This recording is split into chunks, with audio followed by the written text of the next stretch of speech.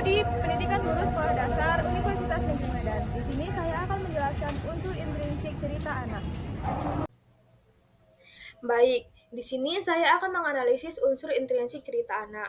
Sebelum itu, apa sih cerita anak itu? Cerita anak adalah karya sastra yang ditulis khusus untuk anak-anak dengan isi yang sesuai dengan tingkat perkembangan intelektual dan emosional mereka. Cerita anak bisa berfungsi sebagai hiburan sekaligus memberikan pendidikan moral. Menurut Nurgianto, cerita anak merupakan prosa yang mengisahkan peristiwa atau pengalaman, baik yang nyata maupun imajinatif, yang berkaitan dengan dunia anak-anak. Sedangkan Rampan menambahkan bahwa cerita anak harus sederhana, namun tetap kompleks, dengan penyampaian yang komunikatif dan tidak rumit. Nah, apa saja sih unsur-unsur intrinsik cerita anak itu? Nah, unsur-unsur intrinsik cerita anak ada tema, alur, karakter, setting, sudut pandang, gaya bahasa, konflik, simbol dan motif, dialog, narasi, dan suasana. Selanjutnya, di sini kita akan menganalisis unsur intrinsik cerita anak. Caranya yang pertama, tema. Tema adalah ide pokok atau inti dari cerita. Dalam cerita anak, tema seringkali berkaitan dengan kehidupan anak, seperti persahabatan, petualangan, atau hubungan dengan orang tua. Untuk menganalisis tema, identifikasi apa yang menjadi fokus utama cerita dan nilai-nilai yang ingin disampaikan. Yang kedua, ada alur. Alur adalah rangkaian peristiwa yang membentuk jalannya cerita. Dalam menganalisis alur, yang diperhatikan adalah struktur cerita yang umumnya terdiri dari beberapa bagian, yang diantara yang pertama, memperkenalkan tokoh dan setting, menyajikan masalah yang dihadapi tokoh, meningkatkan ketegangan atau kesulitan yang dihadapi tokoh, bagian paling mendebarkan dari cerita, dan yang terakhir, menyelesaikan masalah yang dihadapi tokoh. Selanjutnya ada karakter. Karakter adalah tokoh-tokoh dalam cerita. Analisis karakter melibatkan yang pertama, identifikasi tokoh utama dan pendukung. Siapa mereka dan peran mereka dalam cerita. Yang kedua, penokohan. Bagaimana karakter digambarkan, baik dari segi fisik, sifat, maupun perilaku. Selanjutnya ada setting. Setting mencakup tempat, waktu, dan suasana cerita.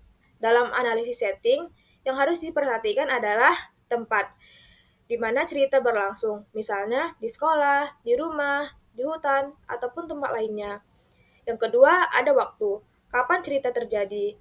Contohnya, pagi hari, sore hari, ataupun musim tertentu. Yang ketiga, ada suasana. Perasaan atau atmosfer yang ditimbulkan oleh setting.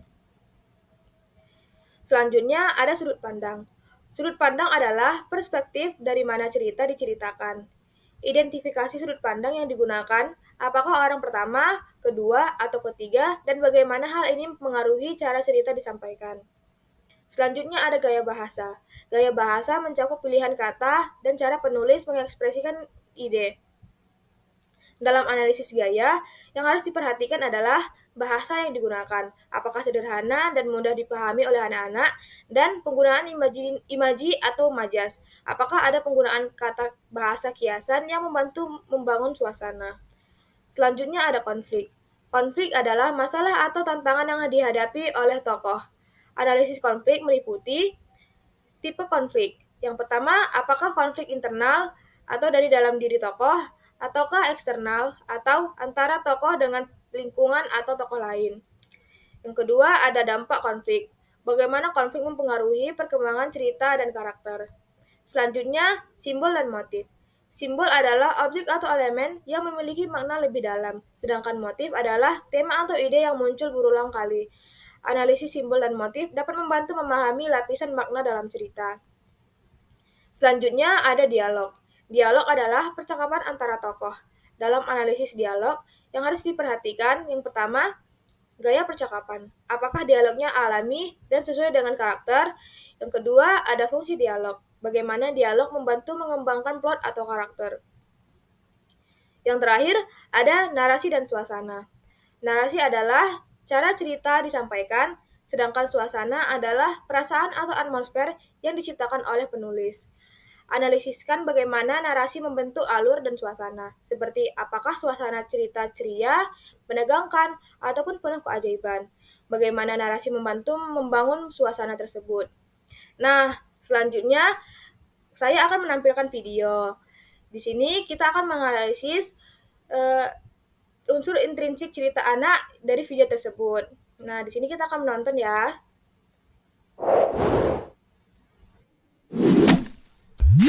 Perundungan.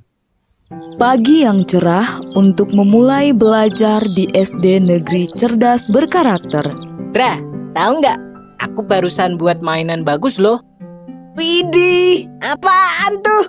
Tada! Mobil kulit jeruk ala Okto. Wah, mantul tuh.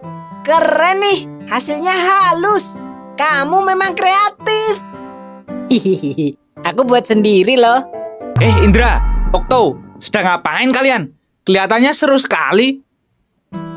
Jono, lihat nih hasil karya Okto. Keren kan? Dia bikin sendiri loh. Ah, gini doang. Aku juga bisa bikin. Mainan murahan kayak gini emang cocok buat kamu, Kribo. Ais, dasar si Jono. Orang yang tidak paham seni. Udah gitu, suka ngatain orang seenaknya lagi. Udah biarin aja orang kayak gitu. Waktu terus berlalu hingga tiba waktunya istirahat. Okto memanfaatkan jam istirahat dengan membaca buku misteri kesukaannya. Di saat sedang membaca, tiba-tiba... Kribo, sedang baca apa kau? Nampaknya seru sekali bukumu itu. Memangnya buku apa yang kau baca? Ini buku misteri, petualangan detektif. Buku apaan sih? Sok banget baca-baca buku. Emangnya kamu ngerti isinya apaan? Sungguh cocok sama orangnya. Misterius, aneh pula. Dasar krimis, Kribo misterius. Julukan yang pas sekali untuk orang aneh sepertimu. Mendengar itu, Okto jadi malu karena banyak yang melihatnya dan menertawakannya. Si Jono tukang onar. Okto, kamu harusnya melawan ketika dia menjahili dan mengejekmu. Aku takut, Dra. Badan dia kan besar. Aku takut dia apa-apain. Lagian, paling dia cuma bercanda. Teman-teman Okto tetap menasihati Okto untuk lebih tegas lagi jika ia kembali dijahili. Hari demi hari, ternyata Jono tidak berhenti untuk menjahili Okto. Bahkan malah semakin parah karena Okto diam saja dan membiarkannya. Kribo, ini bangkuku. Ngapain kamu duduk di sini? Kalau mau duduk, kamu harus bayar. Sini bayar 10.000. Kejadian ini terus berlangsung di sekolah hingga suatu hari Okto tidak berangkat ke sekolah. Sepulang sekolah, Indra, Nadia, dan Donita pun berencana untuk menjenguk Okto. Mereka berpikir Okto tidak berangkat karena sakit. Sesampainya di rumah Okto, Terima kasih teman-teman. Kalian sampai repot-repot datang ke rumahku. Okto, ternyata kamu tidak sakit ya? Mengapa tidak masuk sekolah hari ini? Ceritakanlah yang sebenarnya pada kami. Kami akan coba membantumu. Sebenarnya aku takut untuk berangkat sekolah karena Jono. Ia tidak berhenti untuk terus menjahiliku. Kalau kamu takut, laporkan saja kepada ibu guru, Okto. Kami akan menemanimu. Jangan takut, kamu nggak sendirian kok. Ada kami yang siap membantumu. Sebagai bukti, sebenarnya aku sempat merekam ketika terakhir kali Jono menjahilimu. Aku mau mengajakmu untuk melapor bersama ke Bu Guru. Tapi ternyata kamu malah tidak berangkat hari ini. Tapi nanti kalau aku lapor Bu Guru, aku akan dicap sebagai pengadu. Tidak akan. Ada kami yang akan membelamu. Nanti kalau Bu Guru marah ke Jono dan Jono jadi balas dendam padaku gimana? Kami akan selalu membantumu, Okto. Perundungan seperti ini tidak boleh didiamkan saja. Kalian sungguh baik dan perhatian. Aku merasa beruntung mempunyai teman seperti kalian. Grup Indo gitu. Indra, Nadia, Donita, dan Okto. Hei si Indra, jangan keras-keras. Nanti dikiranya kita bikin geng.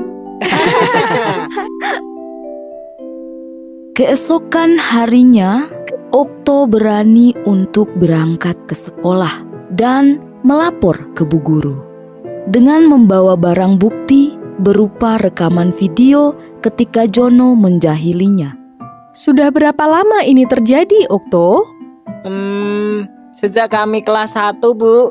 Bu Guru pun segera memanggil Jono dan Prengki. Jono, Prengki, ke ruang Ibu Guru sebentar ya. Waduh, kenapa ini? Aku jadi takut kalau dipanggil ke ruang guru. Aku juga.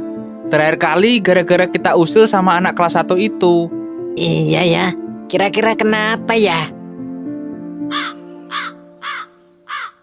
Apa kalian tahu, akhir-akhir ini Okto sering tidak masuk sekolah. Sepertinya iya Bu Guru. Setelah ibu selidiki, ternyata kalian sering berbuat jahil padanya ya.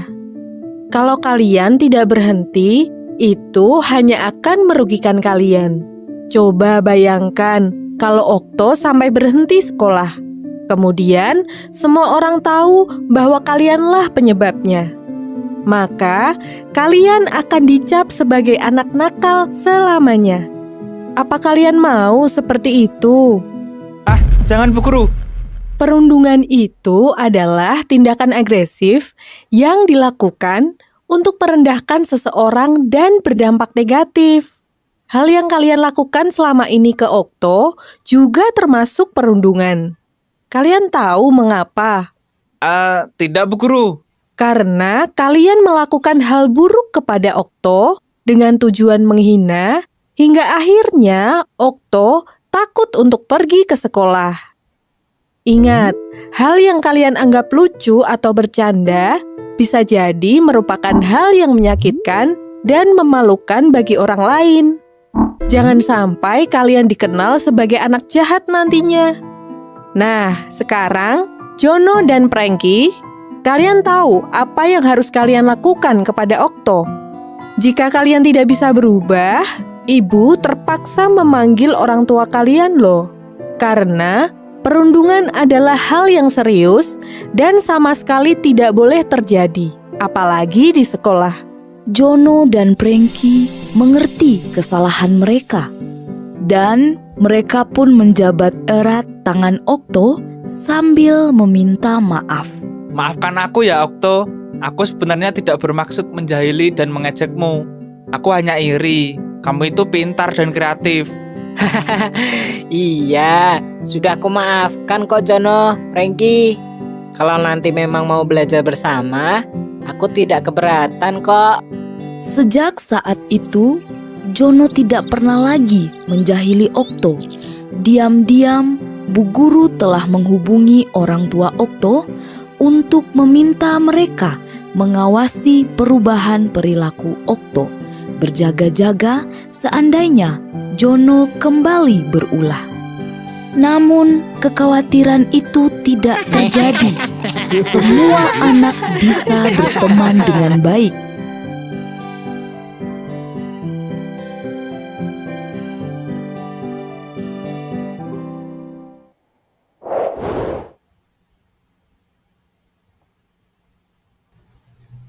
Nah, dari cerita tersebut, kita akan menganalisis unsur-unsur intrinsik cerita anak tersebut. Yang pertama, ada tema. Tema utama dalam video perundungan adalah menentang tindakan perundungan atau bullying di sekolah. Video tersebut berfokus pada dampak negatif bullying dan pentingnya saling menghargai cerita serta memperlakukan orang lain dengan baik. Selanjutnya, bagian alur. Alur cerita mengikuti perjalanan Okto, seorang anak yang menjadi korban perundungan oleh teman sekelasnya.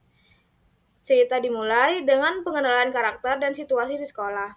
Konflik muncul ketika Jono terus-menerus mengganggu Okto. Puncak cerita terjadi saat Okto memutuskan untuk melaporkan perundungan tersebut kepada guru dan diakhiri dengan perubahan sikap Jono setelah mendapatkan teguran. Selanjutnya ada karakter. Okto, tokoh utama yang menjadi korban perundungan. Ia digambarkan sebagai anak yang kreatif dan baik hati. Selanjutnya ada Jono, pelaku bullying yang sering mengganggu Okto. Karakter ini menunjukkan sifat negatif yang perlu diubah. Selanjutnya ada teman-teman Okto, karakter pendukung yang memberikan dukungan moral kepada Okto dan berperan penting dalam membantu menyelesaikan konflik. Selanjutnya ada setting. Latar cerita berfokus pada lingkungan sekolah yang merupakan tempat umum di mana perundungan sering terjadi.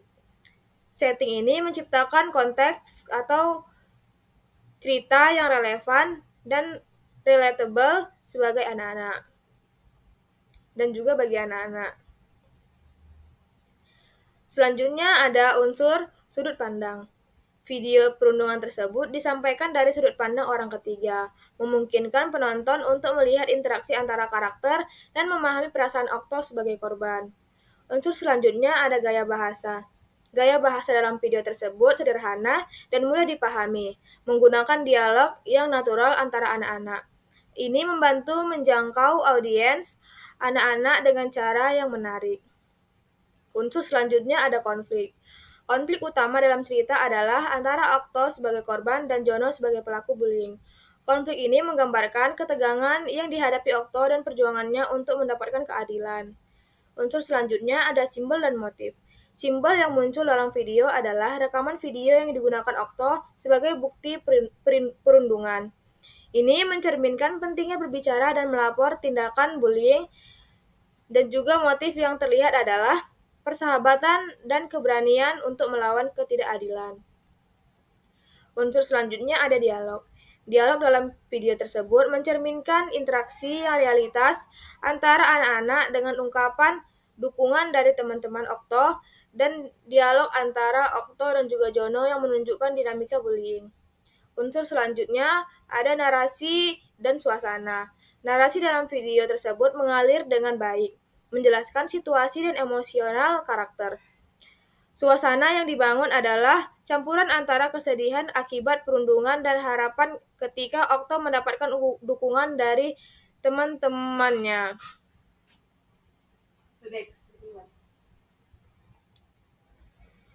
Nah, kesimpulannya, itulah tadi cara kita menganalisis unsur intrinsik dari cerita perundungan tersebut. Dari kesimpulan tersebut, menganalisis unsur intrinsik cerita anak menunjukkan bahwa elemen-elemen seperti tema, alur, karakter, setting, sudut pandang, gaya bahasa, dan amanat sering berinteraksi untuk membentuk sebuah cerita yang menarik dan bermakna. Tema seringkali berkaitan dengan nilai-nilai moral dan pengalaman anak, sementara alur yang sederhana memudahkan pemahaman. Karakter yang jelas dan setting yang akrab menciptakan koneksi dengan pembaca. Gaya bahasa yang sederhana dan amanat yang mendidik menjadikan cerita anak tidak hanya sebagai hiburan, tetapi juga sebagai sarana pembelajaran yang efektif. Nah, itulah materi dari saya untuk menganalisis unsur intrinsik cerita anak. Saya akhiri, terima kasih.